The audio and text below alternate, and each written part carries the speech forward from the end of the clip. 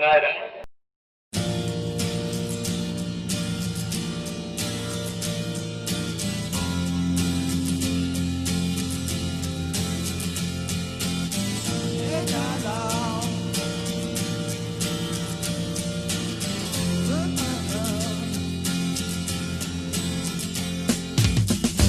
know what time it was, the lights were low, oh, oh. I leaned back on my radio, oh, oh. Some cat was laying down some rock and roll, like a soul said. Then the loud sound, it seemed to fade. Came back like a slow voice on a wave of fade. That wasn't no DJ, that was haze. Jovens de todas as idades, eu sou Fernanda Piacentini e esse é o Sem Frescura, aquele programa cultural que visa falar com todas as pessoas incríveis que constroem o arcabouço cultural brasileiro. E hoje eu tenho dois representantes de um grupo que revolucionou a década de 70, um grupo de contracultura após AI-5 para combater também a ditadura militar. A gente vai saber de você a história, porque eu estou com Zi Croquete, Ciro Barcelos e Bayard Tonelli, italiano com francês, né? Enfim, meninos, obrigada por estar aqui, obrigada mesmo, é uma honra receber vocês aqui. Imagina quanta história não tem aí dentro dessas cabeças todas, meu Deus do céu, quanta loucura também. A gente quer saber disso. São tantas lembranças que já nem cabem mais nas cabeças. É muita coisa. Vamos ver também, se você fazer a cada um. Ciro Barcelos, na história dos Zi Croquetes, o caçula. O né? galã. O galã. Não, todos eram galãs, né? Mas eu era o caçulinha, né?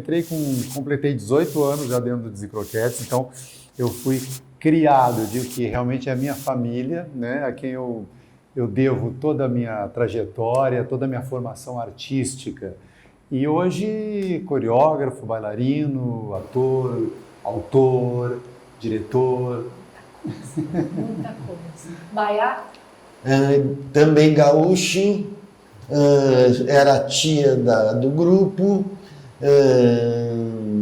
foi um trabalho muito importante na minha formação e de todos nós. É uma coisa que até hoje vai e volta, Zi Croquete é constantemente presente na nossa vida e me deu uma abertura para eu me desenvolver em diversas outras atividades que eu nem pensava em fazer. Hoje eu celebro a vida, celebro a dança, celebro o teatro, a poesia e as performances. E estou aí em atividade, procurando fazer sempre alguma coisa nova e as pessoas me chamando até para fazer coisas que eu nunca pensei fazer na vida. Então é essa formação que abriu o meu caminho. Zi Croquete sempre. Ela me conta que era atriz e trabalhou no resto com alguns homens. Vocês faziam dança desde a infância? Como é que foi essa relação com a dança? A gente, olha, na verdade, eu conheci o Lênin um ano antes, mais ou menos, do Zi Croquetes. O Lênin Day. Estava saindo do Hair, do musical Hair, e aí eu conheci o Lênin Day, comecei a fazer aulas de dança com ele. E nós viemos para o Rio juntos, fazia o Hair em São Paulo, saí de Porto Alegre com o Hair. Tinha 17 anos, eu fui emancipado para fazer o Hair. Era o elenco do Hair, o elenco estava em Porto Alegre e eu já tinha aspirações a artista desde pequenininho. E aí eu conheci o elenco todo, frequentava as festas e tudo, e acabei que nessa iam abrir audições para o Hair, que 2 atores estavam saindo. E a Soninha, no caso, na época, não era a Sônia Braga ainda, era a Soninha, né? Uma atriz hippie do Hair. A Soninha, que já estávamos amigos, ela me incentivou, falou, faz teste. Eu falei, não, mas será que eu vou passar? Faz, claro, você dança, você é ótimo. Eu era muito exibido nas festas. E eu acabei entrando no elenco do Hair e turnê com eles. Depois, em São Paulo, quando terminou o Hair, eu conheci o Lênin Day. E aí logo vim para o Rio com ele, já ganhei uma bolsa de dança, comecei a fazer dança. E nesse percurso aí, fazendo jazz já com o Lênin, você está perguntando sobre dança, já começando a minha formação, eu conheci o Bayard, que também estava fazendo aula de dança com com o Lenny Dale. Já que, adultos, né? Fazendo dança. sim, eu tinha 18, Que né? dança era? Jazz. Jazz. Era jazz dance. Não rolou uma sapatilha de ponta ali. Não, depois é que depois eu comecei a entrar para o balé clássico, e tive formação lá fora e tudo, mas o Baiar fazia aula, ia fazer aula também com o Lenny, então foi o Baiarzinho aqui, Nem a gente o responsável, porque foi ele que me convidou para conhecer um grupo que estava se conspirando lá em Santa Teresa, na Embaixada de Marte, na tal casa famosa. E aí eu fui conhecê-los e eram já alguns atores que estavam se reunindo para esse tal desses e croquetes. E aí foi que o Lenny veio também. Gente, é muita história. Tem vários. Ó, já surgiu aqui 2 outros grupos: a Embaixada de Marte e o Ré. Icônicos, né? A música lá me conta que era triste. E trabalhou no. Que é uma bandeira também. Sim, Eu sim. trabalhei no Ré, do Ré. Opa, isso eu sempre falo assim, o marco do início da minha carreira trabalhando no Ré. Muito né? legal. Muito bom, muito E você bom já viu essa mesmo. rebeldia aí? Porque a gente na dança fala, você tem que entrar no balé com 4 anos, com 12 você tem que estar formada, e vocês não tem, Eu né? comecei a dançar profissionalmente aos 25 anos, né? Eu era um pé de valsa, assim, de festa. Sempre trabalhei, sou gaúcho, fiz arquitetura até o 2º ano e trabalhava em festivais de música, shows de música, mas nunca achava que um dia ia fazer aula de dança. Vindo para São Paulo, eu comecei a fazer teatro, cinema em São Paulo e estreiei com teatro de cordel pela primeira vez no sul do país, que é um espetáculo baiano, né, do Nordeste. Então eu estreiei nesse espetáculo que marcou muito em São Paulo, que me abriu as portas, e vim para o Rio, e aqui no Rio eu conheci Wagner Ribeiro, e comecei a fazer aula com Lenny, encontrei Ciro, e as pessoas, e o Wagner já tinha um núcleozinho de pessoas que sempre conviveram com ele e que ele sempre queria agrupar e fazer um espetáculo, mas nunca dava muito certo, sempre parava no meio. Então, Dizzy Croquettes foi assim, um momento chave que ele encontrou as pessoas especiais que foram se juntando e dando seu apoio, o Wagner, sem esquecer que Lenny já era grande estrela no Brasil. Lenny era estrela, nós éramos atores buscando um espaço. E através disso, de juntar essas pessoas, a gente acabou fazendo esse grupo que a gente, quando começou, achava que ia mudar o mundo. A intenção era mudar o mundo. Depois a realidade foi mostrando que era bem menos. Mas conseguimos mexer a história do teatro, da moda na Europa. A gente influenciou moda na Europa. Grupos se formaram na Europa depois de assistirem a gente. Eu não estou falando nem no Brasil. Os Secos e Molhados, eles surgiram junto nessa leva, né? Nós surgimos um pouco antes, com certeza. Inclusive o Neizinho já era amigo nosso, ia assistir o Dizzy e tudo mais. A primeira maquiagem dos Secos e Molhados foi o Cláudio Tovar que fez. No início, os Secos e Molhados não aceitavam muito a proposta do Ney. E aí o Ney levou eles para assistirem a gente. Quando eles viram o Dizzy Croquettes, eles entenderam o que o Ney queria fazer. E aí o primeiro espetáculo deles, o Tovar maquiou e vestiu os outros dois. O Ney não, o Ney fez a maquiagem, mas os outros dois, os Secos e Molhados, primeiro espetáculo em São Paulo, Tovar vestiu e maquiou. Tanto é que a maquiagem que o Tovar fez nele, o Tovar tinha feito no Benê.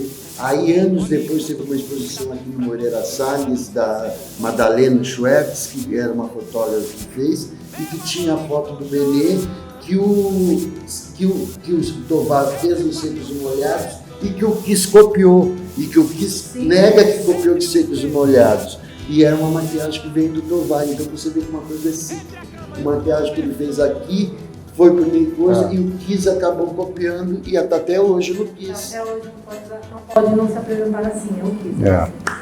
Mas assim, 13 pessoas, meu Deus, muita gente, né? Cabeças geniais, né? O Cláudio, arquiteto, maquiador, ator, é muita coisa, né, gente? Escreveu música também, eu acho. Sim, composições, tudo. Gente. Algumas pessoas, e a gente que foi chegando, foi trazendo. Eu apresentei Eu apresentei até outras pessoas, mas que não ficaram, entende? Mas ele veio e ficou e foi aprovado na hora. Pô, como eu já vivia com o Lene, trabalhava com ele, eu estudava com ele, aí o Lene veio, eu trouxe o Lene para dentro do grupo.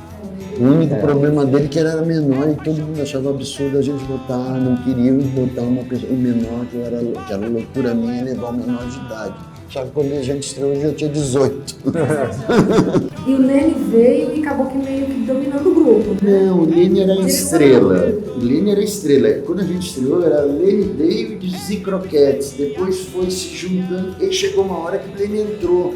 Não dava para início o Lene entrar, porque o Lene era uma pessoa pública, ele foi nos dando apoio, se apaixonou pela gente, pela proposta, e foi quando a gente viu, ele entrou e virou no Croquete, porque eu brinco, quando eu vou dar entrevista, eu falo, se Lene não existisse, nós não seríamos internacionais, no máximo interestaduais. Porque na verdade o projeto deles, que eu digo deles que eu ainda não estava, era uma peça, não era um show, era uma peça, chamada Desi Família Croquete, né? Que seria apresentada ia inovar, porque ela ia ser apresentada na Lapa, num cabaré Casanova, um cabarezinho, Casanova, que tinha um show de travestis, performáticos. E não tinha muita ambição. Não tinha esse lugar, assim. Quando o Lene entendeu a ideia toda, a cabeça do Wagner, né, que é o cabeça disso tudo, ele se apaixonou pela ideia, e aí o Lene, com o know-how dele, com a visão dele de um artista nova-iorquino, que já tinha coreografado o filme Cleópatra, de Elizabeth Taylor, tinha feito o West Side Story na Broadway e tudo, e todo o histórico dele também no Brasil, já que acontecia, o Lene, então, pegou essa ideia e transformou no grande espetáculo que acabou sendo o Desi Croquete. A gente fala de orgia, não sei o que, loucura, droga, mas vocês ensaiavam muito, né? Muito. Vocês moravam juntos? Morávamos vezes. A maior parte do tempo nós moramos juntos e uma experiência de vida comunitária incrível, né? Eu, inclusive, o ano passado eu estive em Princeton, em Nova York, na universidade, dando uma palestra sobre os croquetes, e eles fundaram lá uma matéria que é disiologia, imagine. Oi, cheguei e falei, disiologia, me explique o que é isso. E eu fui dar palestra para professores e estudantes de antropologia e sociologia, não foi nem teatro. Eles estudam o fenômeno desse grupo de homens que conseguiram conviver tantos anos juntos, morando juntos e tudo mais, enfim, é um fenômeno assim, sociológico. Era muita loucura, porque os anos 70 era uma loucura incrível, né? A gente saía às vezes do teatro, ia para as boates dançar mais e mais, e aí tinha drogas e sexo e rock and roll e tudo aquilo, mas muitas vezes, 10 horas da manhã, o Lene era muito rígido, era o mais louco de todos. Ele era bastante exigente. 10 horas da manhã a gente estava fazendo aula de dança. Ia deixar ele seguro, ele sentia. Vocês entendiam ele ou vocês conflitavam? Não, alguns tinham que fazer um corpo mole. Tinha os preguiçosinhos que sempre ficavam, e Lene ficava, porque muitas vezes os preguiçosos é que tinham até os mais recursos, ou já tinham até mais experiência, não era a gente que estava começando, porque quem estava fazendo, por exemplo, Ciro era o exemplo, estava sempre ali, não faltava, mas eu que tinha dificuldade de dançar também me empenhava muito. Os que já tinham mais facilidade, muitas vezes ficavam com aquela preguiça de fazer toda a aula e tudo que ele queria, ele estava sempre fazendo coreografia nova, sempre estava inventando, ele nunca ficava satisfeito, ele estava sempre querendo acrescentar, inventar, e aí tinha uma ideia, ele era muito criativo, e isso mantinha um ritmo muito acelerado, mas também trabalhava a nossa união. Essa parte dele é muito importante, porque obrigava a gente a se unir. Eu nunca esqueço que um dia a gente teve uma reunião, um ator de fora veio assistir, quando acabou a reunião, ele virou para mim assim, mas vocês são meio fascistas, dizendo porque a gente, porque era uma convívio em grupo e a gente ia criando regras que não eram definitivas, mas que serviam para a gente levar o nosso convívio para não ter aquela interferência do diz que me disse ou de uma pessoa tomar nos mantermos unidos, né? Trazer a união. Então isso foi a coisa mais importante, e a confiança que a gente tinha no Wagner e a liberdade que o Wagner dava para todos para interferirem. O Lene até de vez em quando ficava meio assustado, mas ele também dava. Ele de vez em quando chegava e criei isso para ele, criei isso para o outro. E o Wagner era assim, vai fazer. Pelo Wagner, qualquer um fazia o que quisesse dentro do espetáculo. Se fizesse mal, todo mundo reclamava, saía. Mas tinha o Wagner buscava o rodízio, a mudança, a coisa sempre em efervescer. Vocês ensinavam dança, teatro, música também? A gente fazia, era um composto de tudo, né? O Lene tinha o Lene era cantor também, né? Então ele tinha uma história musical muito forte, já muito significativa dentro da história da música popular brasileira, né? Enfim, então o Lene puxava muito por esse lado da música também. O Wagner era compositor, que a maior parte das músicas do espetáculo eram composições do Wagner, né? Então ensaiávamos o canto, a dança e o teatro, sim. Mas era uma coisa muito comunitária, né? Porque a gente tinha essa liberdade. Isso justamente é o que fez a diferença em todo o processo teatral da época, do que existia, porque éramos um grupo praticamente autossuficientes, assim, né? E nós tínhamos essa liberdade de criação que era muito interessante. As pessoas iam assistir o espetáculo muitas vezes repetidas, e eles iam porque um dia eles viam o espetáculo de um jeito, você ia no dia seguinte, já tinha mudado o texto, já tinha mudado a roupa. A gente tinha essa liberdade que era absolutamente genial, né?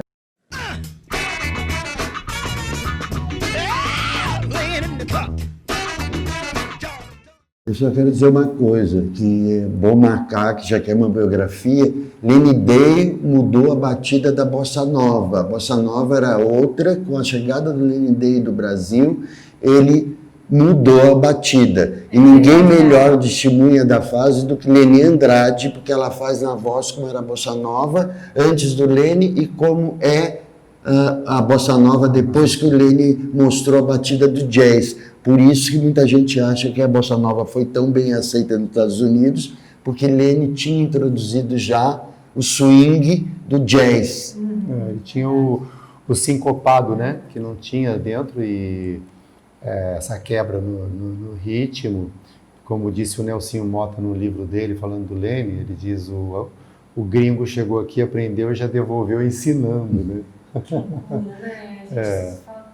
A Elis, né? Toda a divisão musical da Elis era do Lene, né? Aquela provocação que eu vi num documentário qualquer, não lembro qual, sobre a Elis, que o Bosco ali fala, mas ela não tem, o que ele fala, não tem sensualidade, ela não sabe se mexer, não tem, precisa fazer aula de dança. Aí entregaram pro Lene. Você sabe dessa história, como é que foi? Sim. Você pode falar um pouquinho? O Lene era muito amigo da Elis, né? Eles tinham uma simbiose assim, muito, muito grande, inclusive várias vezes eu presenciei de estar junto. Nós assistimos espetáculos da Elis juntos, eu e ele. E eles, quando o Lene ia no camarim, a Elis se abraçava com ele e os dois choravam muito. Choravam, tinha uma coisa de se abraçar e chorar.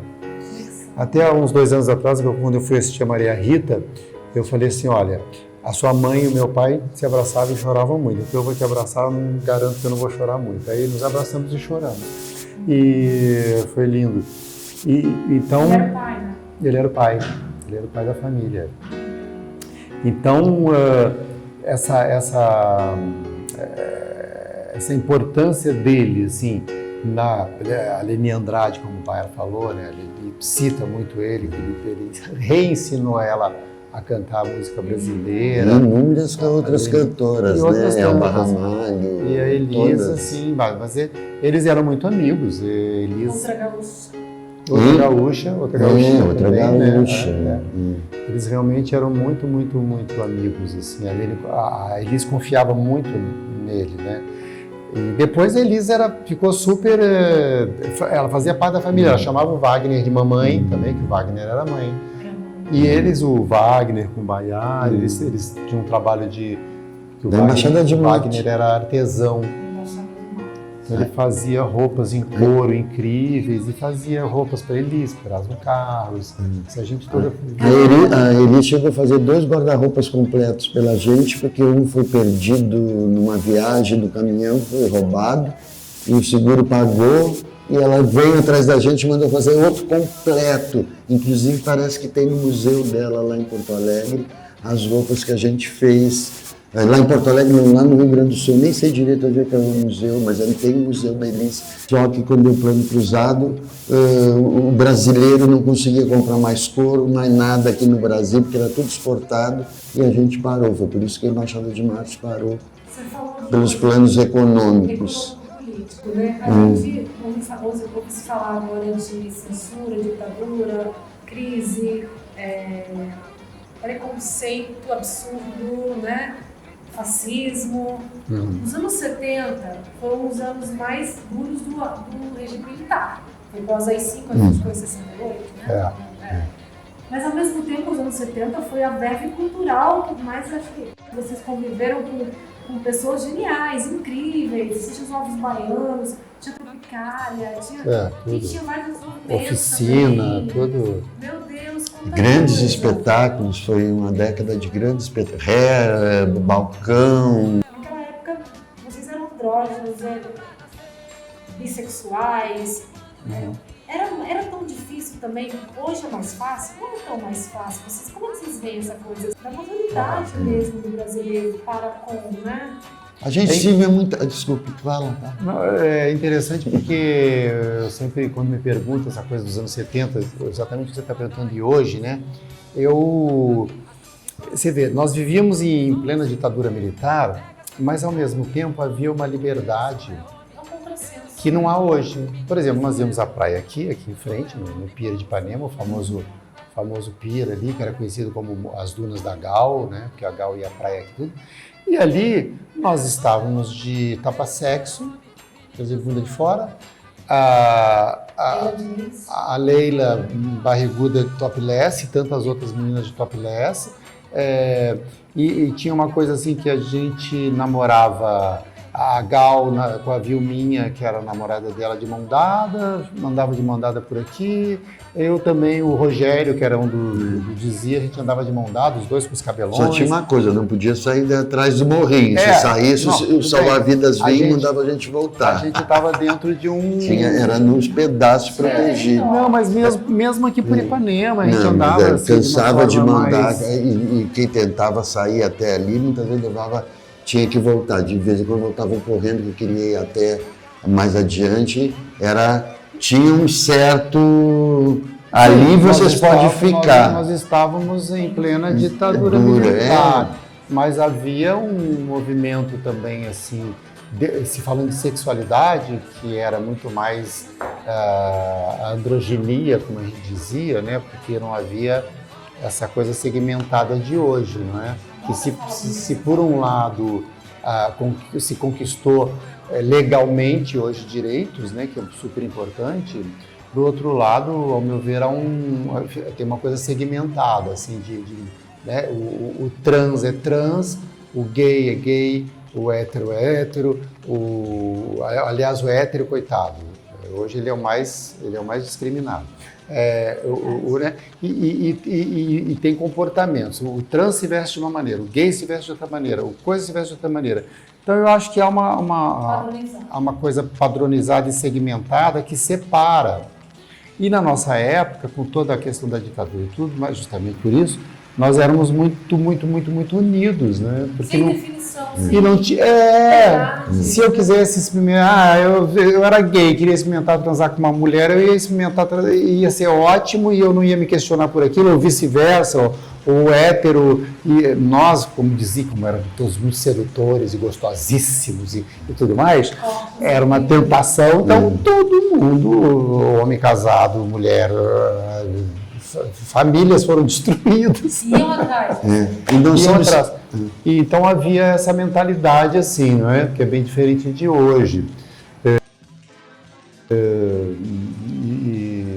Enfim, A gente é da paz e amor, né? O movimento hippie vem depois, o movimento gay vem depois da gente. A gente ingressou no paz e amor, então o sexo para a gente era uma coisa generalizada. E outra coisa, a diferença daquela época para hoje, que naquela época a gente buscava a transformação para libertar. Hoje em dia tem um ódio contra qualquer coisa de progresso e tem uma briga de valores ultrapassados tentando permanecer de uma forma hipócrita dentro de uma sociedade que usa esses valores para dominação. É isso que a gente vive. Então há um ódio no ar imposto de luta de permanecer dois poderes, o novo milênio e o velho que quer se manter através de domínio, através da miséria, através de todos esses valores ultrapassados que tentam resistir.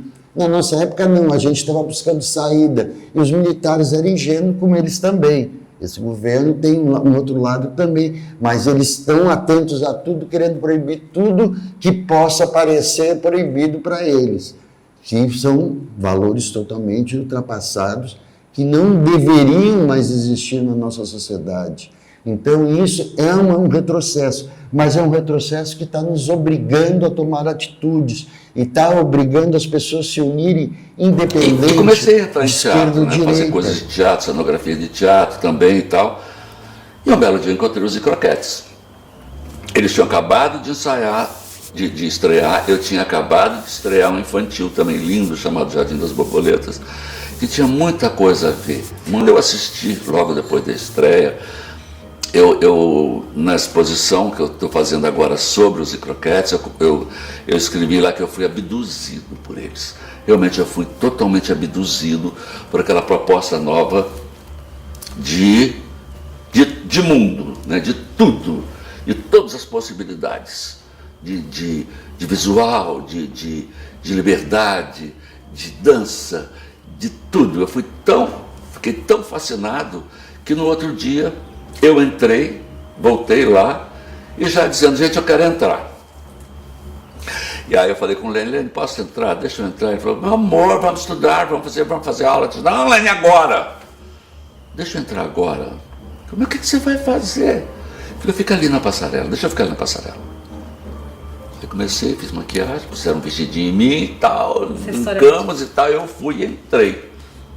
E foi assim que eu entrei para o Zicroquete, absolutamente fascinado por esse caminho novo que se abria na minha frente. Não, esse é gay que gosta de não sei o que, esse é Que veste isso, que veste aquilo. 30 e tantos títulos possíveis, nunca vou decorar. Gêneros absurdos, na hora C, né?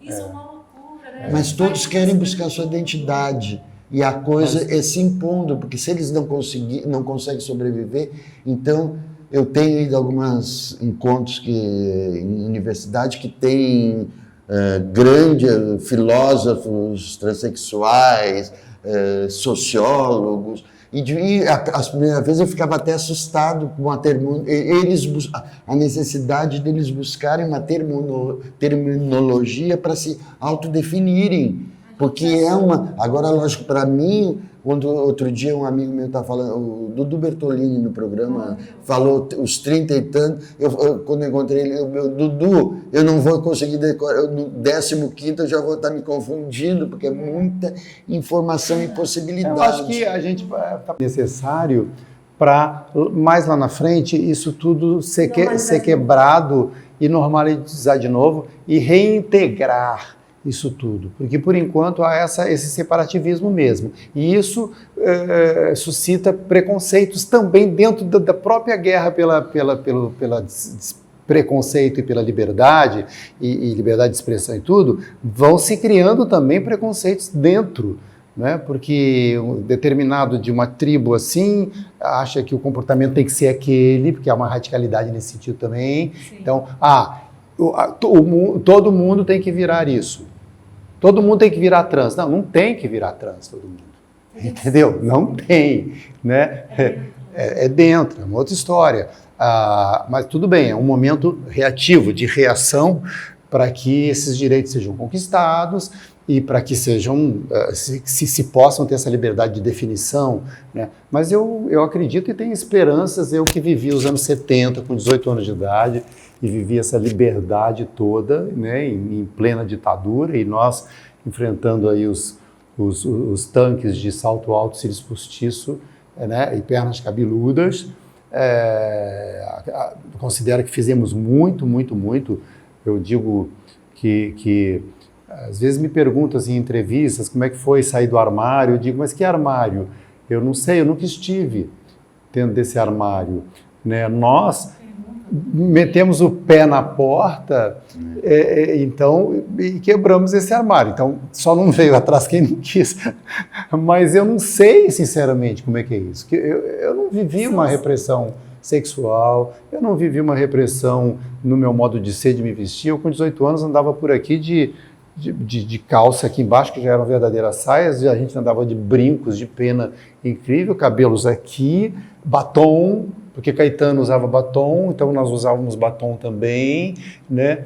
Então já havia uma liberdade assim muito sadia, né? Muito saudável, natural, assim, orgânica. muito natural, orgânica.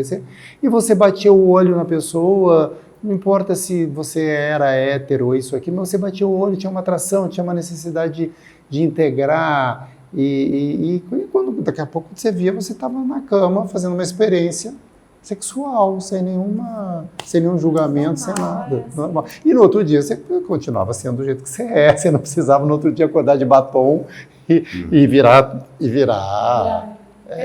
estereótipo nenhum.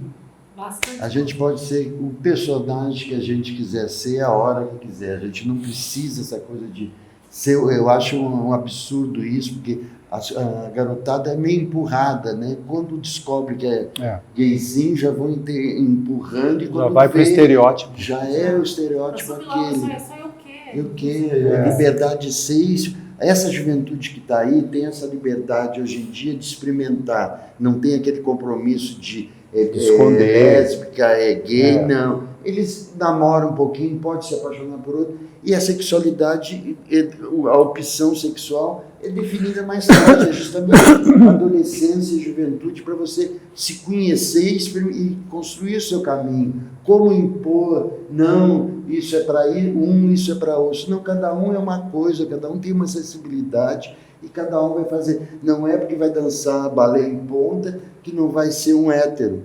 Conheço diversos bailarinos maravilhosos que são héteros, como eu conheço jogadores de futebol e lutador que são umas moças depois que sai do ringue.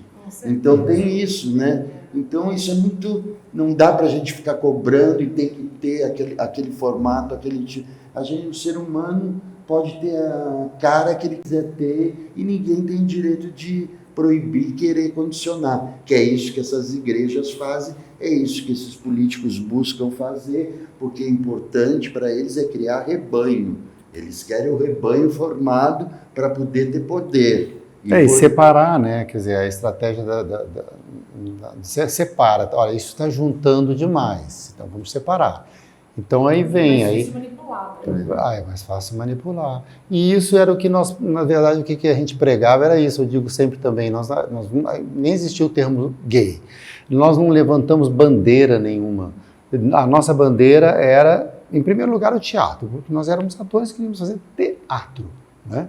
E descobrimos esse modo de fazer esse teatro transgressor que driblou o regime militar por muito tempo, porque era uma época em que todo mundo ia preso, saía das peças, iam preso, levavam porrada, isso e aquilo. E nós driblamos com humor, com toda aquela purpurina, com tudo aquilo, nós driblamos, e lúdico, driblamos muito tempo esse regime, né, até se tocarem de que nós éramos também uma ameaça. Mas o que a gente pregava, né, Baiara? A gente pregava a liberdade. E quando é que vocês sentiram que não dava mais para ficar aqui? Quando nós fomos censurados. Vocês foram censurados? Fomos. O teatro não pode mais se apresentar. A gente ficou proibido, ameaças.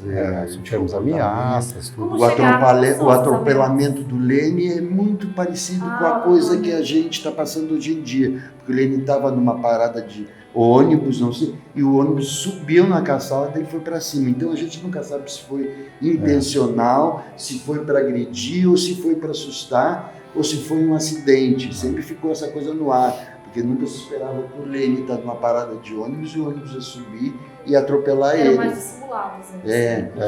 E a gente sofria algumas, de vez em quando, ameaça. Em casa, tive maneira em de casa a se entrada vestir, de pediam pra policiais em gente casa. mudar, que a gente estava exagerando. Quebraram minha casa toda. Inicialmente vieram pelo cheiro da maconha. Nós estávamos lá em casa, era no Jardim Botânico, eu morava, e nessa época a gente ainda tinha Santa Teresa, mas eu estava morando no Jardim Botânico. Sempre se não estava todo mundo junto numa casa, tinham 3 num apartamento, 4 no outro, 2 no outro. E a gente estava ali se preparando para ir para o teatro, e aí chegou a polícia e entraram, e, enfim, nos mantiveram presos ali dentro de casa por um tempo.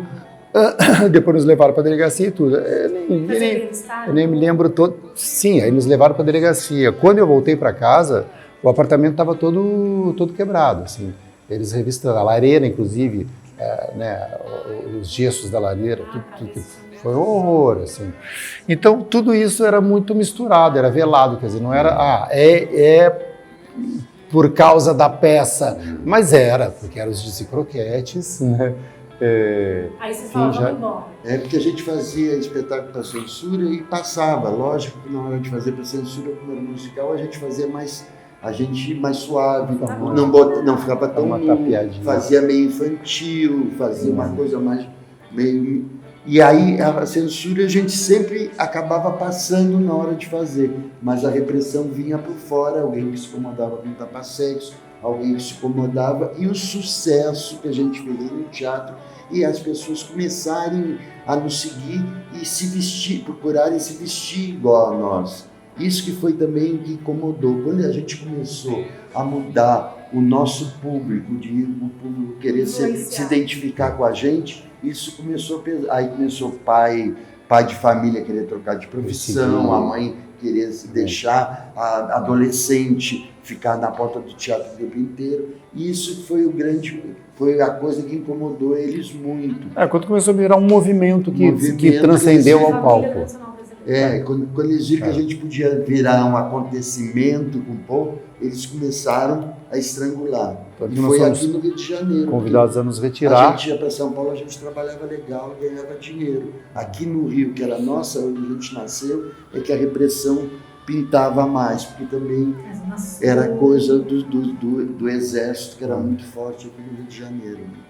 Nós fomos convidados a nos retirar pelo atentado aos bons costumes, a moral e aos bons costumes da família brasileira. Aí vocês falaram, vamos para onde? Aí que nós resolvemos, compramos as passagens para Portugal. De navio, fomos para Portugal, e só que o tiro saiu pela culatra dos militares, porque chegamos em Portugal, não demorou muito, um produtor francês que já havia nos assistido aqui, foi um grande fotógrafo, nos produziu e nos rebocou para Paris, e aí nós estreamos em Paris já com toda o jet set, com Mick Jagger, com David Bowie, com Liza Minnelli, com Catherine Deneuve, com Sophia Loren, com os grandes cineastas, os grandes estilistas, Pierre Cardin, Yves Saint Laurent, essa gente toda nos assistindo. Você sempre viu foto? Temos alguma coisa, mas muitas vezes a gente como distribuir. Pelo caminho também. Eu tenho bastante coisa. Tem, mas não, a gente não tem todos os registros, mas tem nas revistas, tem, nas nossas estreias, na revista brasileira publicada. E vocês falavam, não vai aparecer, vocês falavam em português no espetáculo? Não, em francês. Em francês. Algo porque não eram todos que falavam e tinha alguns que falavam mal. Eu mesmo falava super mal. Eu falava, mas o povo não me entendia. Mas a gente decorou. A gente foi treinando, e Wagner falava. O texto grande era do Wagner, quem falava mais. E aí tinha Lênin que falava inglês, então o espetáculo misturava. Era tinha inglês, francês e português. Era que universal. Também era atrativo. A gente usava as 3 línguas. E foi muito louco porque a gente chega em Paris, né, quer dizer, uma cidade berço das revoluções culturais, E, enfim, de repente a gente chega nesse lugar e a gente estoura também como sucesso, não só para o público, mas para esses grandes artistas. Imagina, de repente tá Claude Lelouch, Jacques Demy, os grandes cineastas, os grandes intelectuais assistindo a gente e não só assistindo, como aplaudindo, nos cortejando, convidando para os jantares e para tudo. E lá em Paris virou uma revolução também, né? Porque virou uma revolução no teatro em Paris também. No outro ano, depois que a gente estava lá, a moda com era Dizzy-Croquettes, de muitas coisas que a gente usava em cena. Na próxima coleção, depois da nossa chegada, estava tudo já na moda. Vai saber o...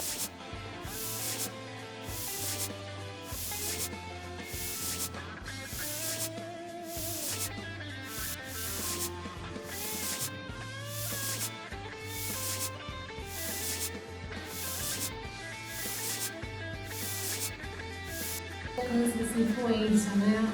Pode ter sido, tinha pessoas que a gente viu. E grupos, né, que surgiram na França depois da gente. Gente que se esperou.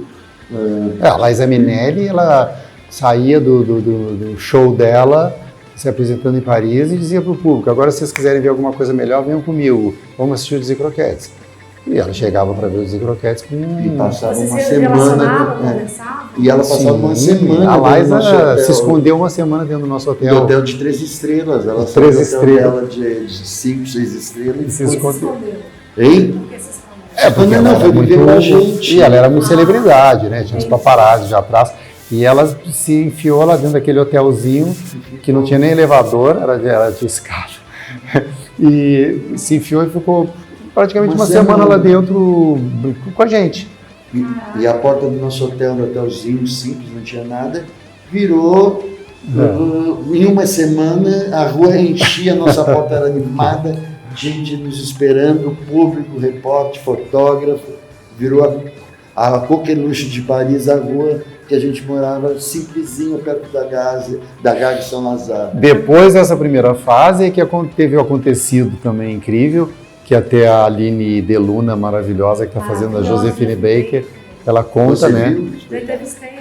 Ela conta no espetáculo essa história, que a Josephine nos assistiu lá em Paris, e ela comentou com o Bobinot, que era o dono do Teatro Bobinot, teatro de musical, a direção do Otávio e o autor é que resolveram fazer homenagem para E ela conta a história. A Josephine dizia muito ao Bobinot que nós tínhamos que ir para o Bobinot, sair lá do Off-Broadway e ir para Broadway. E ela estava em cartaz, foi o último show dela, nós estávamos na Itália quando a Josephine faleceu, e aí nós recebemos um convite do Bobinot, atendendo à indicação e ao pedido dela que nós entrássemos, substituíssemos na temporada. Nós voltamos para a Itália. Aí que realmente a gente estourou num teatro de musical maravilhoso, que foi o Bobinot. Tanto que nós colocamos, não existia, nós colocamos um número, uma homenagem a Josephine dentro do espetáculo. A Marcha sobre Washington. Josephine Baker. Sou eu e vocês? Nós somos os Dizzy-Croquettes do Brasil. Liza Minnelli está organizando um show aqui em Paris para nos apresentar ao público francês. E seria uma grande honra contar com sua presença.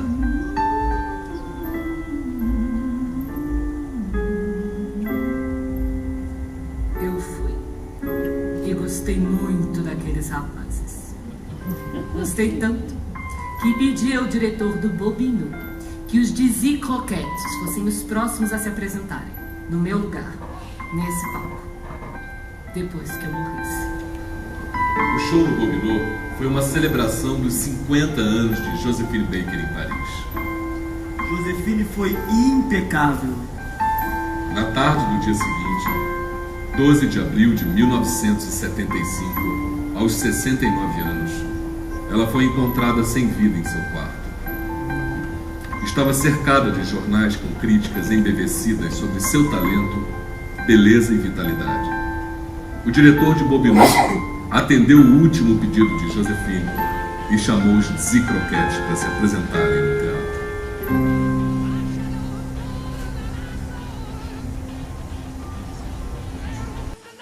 Estavam na plateia, esperar a gente na saída. A Jane Morro, ela se abraçava com a gente, se cagava toda de purpurina, aí depois mandou uma mala de vestidos dela pra gente de presente. Era assim. Vocês têm saudade desse período? Não, porque foi tão forte. Como ter saudade de uma coisa que foi intensa? A gente viveu tanto que não tem... foi aquela época, lógico, as lembranças são maravilhosas, são super importantes, mas saudade porque foi tão intenso. A gente amou, foi amado, brilhou, e a gente como artista no Brasil, a gente está acostumado a fazer sucesso e tem a época que fica, vai e volta.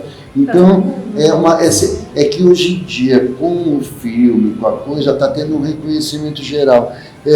Me pergunto assim, você esperava isso? Eu digo, eu esperava, eu só não sabia se eu estaria vivo para receber isso. Então, eu me acho em obrigação com os que morreram, porque alguns eu sei que morreram um pouco magoados, porque acharam que estavam no esquecimento, porque morreram numa época que a gente ficou num limbo. Teve uma época que Dizzy Croquettes, nos anos 90, era meio limbo. A gente voltou em 88, teve uma boa repercussão, mas sempre tinha uma coisa que... Hoje somos 4 vivos.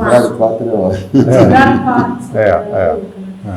Bom, é o destino de cada um, né? Eu, assim, como espiritualista, já morei na Índia e tudo, é o karma de cada um. E, claro, assim, a forma de como um desaparecimento desse aconteceu, tem coisas trágicas, tem outras mortes mais naturais, enfim. É sempre muito triste para nós, né? Porque, embora quando essas mortes começaram a acontecer, nós já estávamos afastados, cada um vivendo sua vida. Eu já estava casado com a minha filha, o Baiar já vivia a vida dele, cada um vivia a sua vida. Mas o amor, porque é sangue, é família mesmo. A gente é família, é sanguíneo, entende? A purpurina está no sangue, né? Então, é muito forte. Então, a dor é muito grande, não é? Hoje, de 2015 para cá, depois do sucesso do documentário da Tatiana, que foi maravilhoso, eu tomei a frente assim, no sentido de pegar esse legado e querer levar para o palco de novo, até a pedido muito da minha filha, que viu o documentário e falou, pai, você tem que montar isso de novo, tem que levar para o palco. Sim. Aí eu montei, fiz uma montagem, fizemos, Baiara junto também, com o Tovar que fez o figurino, com uma galera nova, né, atores novos, que foi o Dizzy Croquettes em Bandalha. Fizemos uma temporada enorme aqui no Rio de Janeiro, foi um sucesso. Eu levei para São Paulo também foi um sucesso, foi em cartaz lá. Agora eu estou com outro espetáculo que é o Dizzy by Ciro Barcelos, que é um show meu contando toda a história do Dizzy Croquettes, com imagens, com tudo. Então eu venho mantendo esse legado, até porque eu entendo que a minha filha é herdeira disso, porque ela é a nossa herdeira.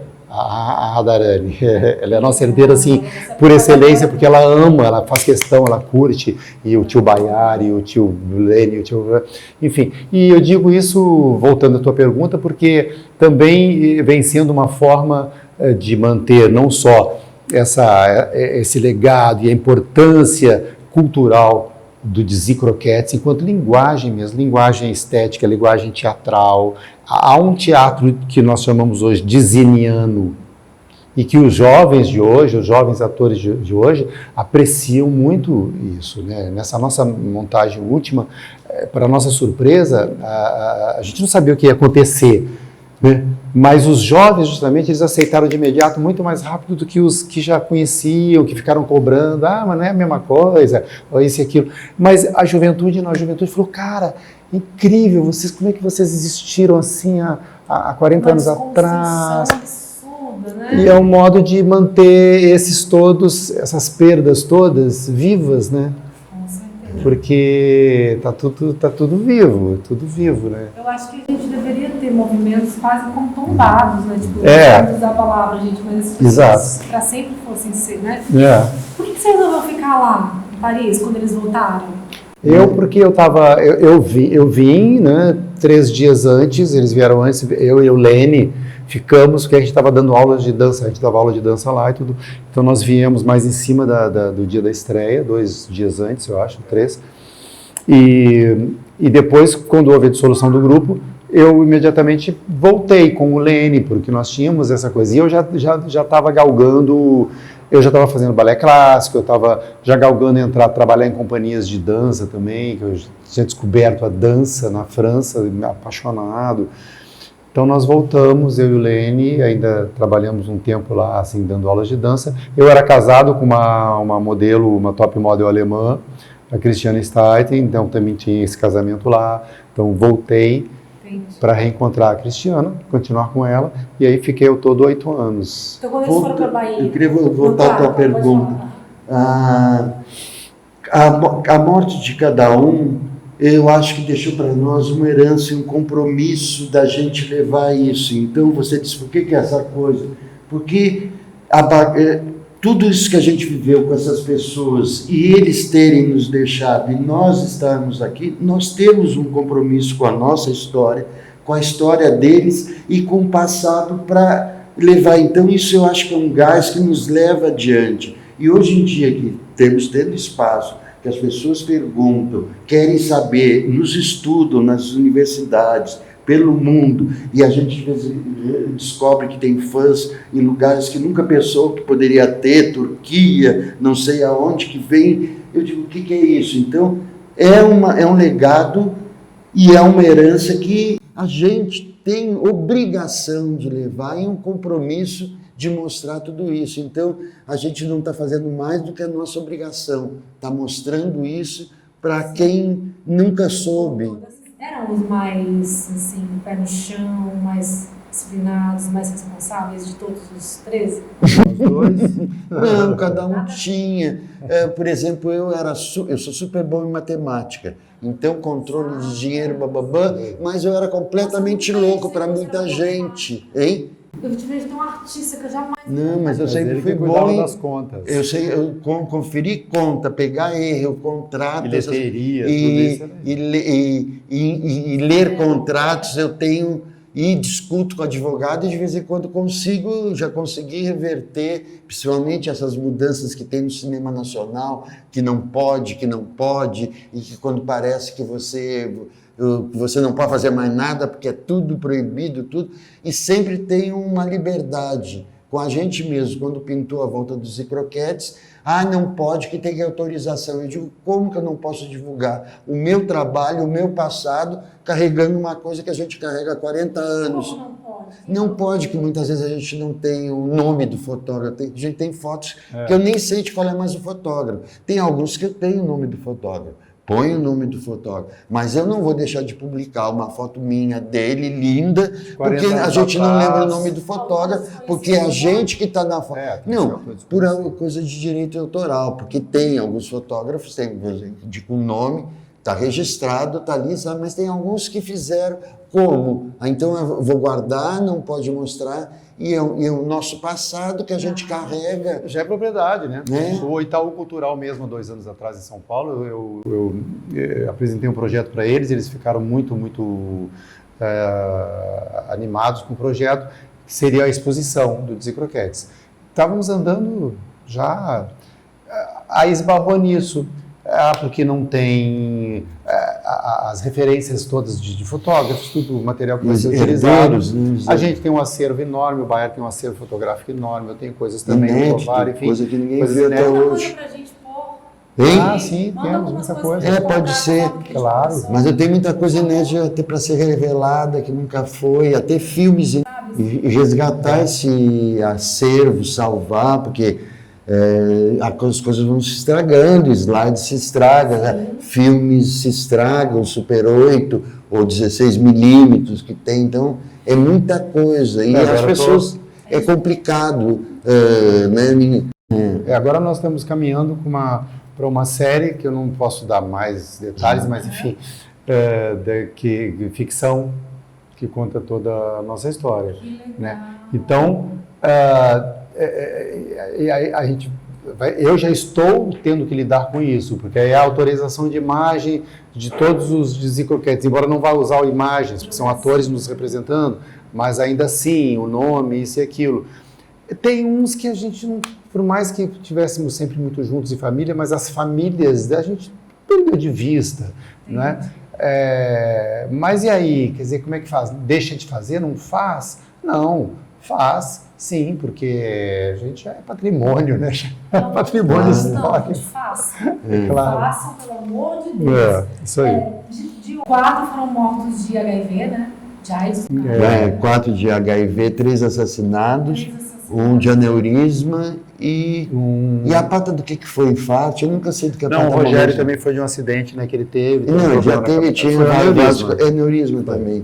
Eu acho que 2 de aneurisma, 3 assassinados e 4 de AIDS. Olha, gente, que interessante essa história. Se torna interessante, pesquisador, né?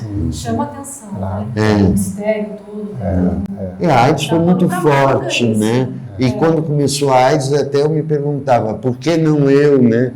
Porque alguma coisa faz que você pode ser que eu tivesse alguma atenção mais, alguma coisa, um limite, mas a gente vivia todo mundo junto. Poderíamos ter todos morrido. E também tem uma coisa, o advento do HIV vem muito depois, já vem nos anos 80. Já foi no final, né? Quer dizer, nos anos 80 eu já estava casado, com filha, já tinha virado monge na Índia, já tinha largado tudo, virado monge na Índia, enfim, então já era uma outra. Evangélicos até agora não. E a AIDS ajudou o povo a querer nos botar no limbo, né? A gente ficou um tempo no limbo, porque a AIDS a gente poderia ser... Grupo de risco,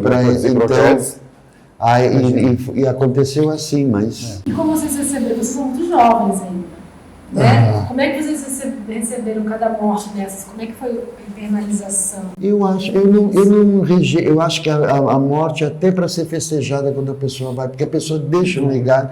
Eu acho triste quando é um jovem, quando é uma pessoa que mata uma criança, mas uma pessoa madura que realizou uma obra, que deixou uma coisa, está aí, lógico. Poderia ter deixado mais. Lênin poderia ter filmes com muito mais coisas sobre Lênin, que teria feito o talento que ele era. Mas mesmo assim, ele deixou uma obra, ele deixou uma descendência, influenciou a música, influenciou a dança. Então tem uma coisa, o Wagner, de uma certa maneira, deixou para algumas pessoas, e nós somos representantes dessa filosofia de vida que é a base da nossa formação. Então, isso nos faz herdeiros desse legado.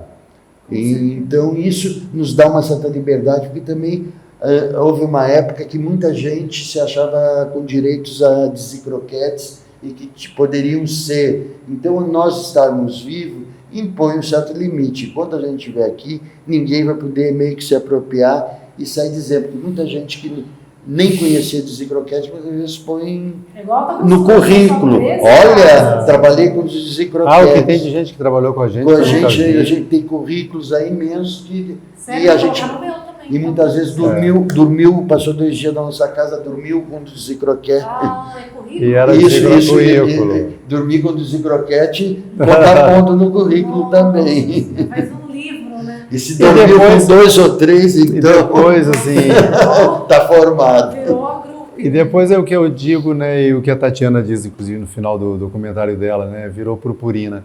Esses todos que se foram, eles estão aí, né, tá ali, ó, estamos falando aqui, tem mais do Carlinhos ali, enfim, eles todos aqui. Então, estão todos vivos nessa lembrança, né? Porque a arte tem isso de maravilhoso, né? O artista é eternizado e fica uma lembrança tão viva, né? Tão maravilhoso. Enfim, então esse sofrimento, essa dor é da perda, eu acho que é muito mais da saudade, da falta. A reflexão que cada uma vai dando pra gente. Às vezes eu me lembro e falo assim, puxa vida, mas o Paulette Neira incrível, não sei o que lá, se tivesse vivo, ok.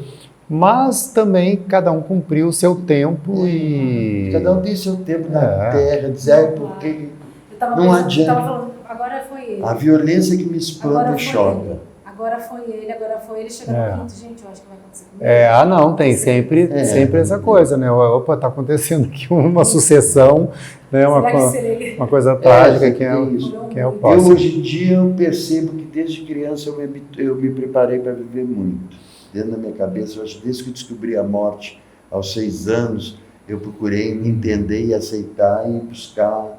E eu acho que eu tive que eu tenho comportamento da vida, em relação de viver bem. E enquanto eu puder estar bem, eu quero viver. Enquanto eu puder produzir, não quero vegetar, eu quero morrer na véspera da minha morte, eu quero estar em cima das minhas pernas caminhando. Que eu acho que é a coisa mais importante, você ter o poder de ir e vir. Se você mantiver até a última hora, e as pessoas que eu mais admiro são essas que morreram bem velhas, na véspera estavam caminhando. Tem que terminar. Gente, eu queria falar, eu tinha muita coisa para falar com eles ainda, é muita coisa mesmo sobre Zicroquete, sobre a mulher que cuidou de vocês, Vilma. sobre cada um deles, mas assim, É muita brigas. coisa. Nossa senhora, gente, é muita coisa que eu queria falar. Queria falar da Bahia, que a gente não falou, né, da maldição da Bahia. Enfim, muitas coisas, mas falado. fica de lição de casa para vocês aí pesquisarem, assistir os documentários. E depois, espero poder entrevistar um de cada vez, contar a história de vocês. Vai ser um prazer. Vamos falar mais um pouco de Zicroquete, mas também de toda a outra trajetória de vocês, que é imensa também. Eu agradeço muito pelo tempo de vocês aqui precioso, tá? Pela disponibilidade, assim, ó, sucesso, propaguem o Zicroquete, faça o Brasil inteiro entender esse grupo, porque a gente começa a ver referências minhas, né, como eu falei para vocês, e fico pensando, será que não tem, né? Então, sabe-se lá a importância disso, né? É muito importante que a gente conheça as pessoas que fizeram o antes, né? Muito antes do que às vezes a gente acha que está fazendo uma revolução, não está. Às vezes já aconteceu uma revolução maior antes, né? Uma história por trás, né? Isso é muito legal. Obrigada mesmo. Sucesso, saúde, Obrigada, querida. vida longa, Vida longa. Para todos nós, querida. Para todos nós, amém. Obrigado. Delícia. Foi um prazer. Beijão para você, amor. Até a semana que vem eu volto com mais um Sem Frescura e Mais Cultura. Écoute, vous êtes très bizarre. Très bizarre. C'est pas ça. Je vais Carmen Miranda ici. C'est dans la lune. C'est très joli. Elle a tout sauvé. Elle va battre. Oui. Hi everybody! Excusez-moi, mes musiciens, mais le trafic de l'essence é de dégueulasse! Gente, Paulette, my dear, you're looking beautiful! Eu estou atrasadíssima, preciso dar um show no nada, depois eu voltarei para cá. Please, lights, camera and action! Très joli, Carmen. Olha lá, ele chama. Olha lá.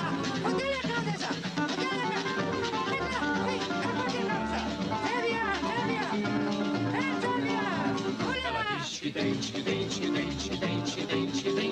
Tem cheiro de mato, tem gosto de coco e tem samba nas leis, tem balanganda.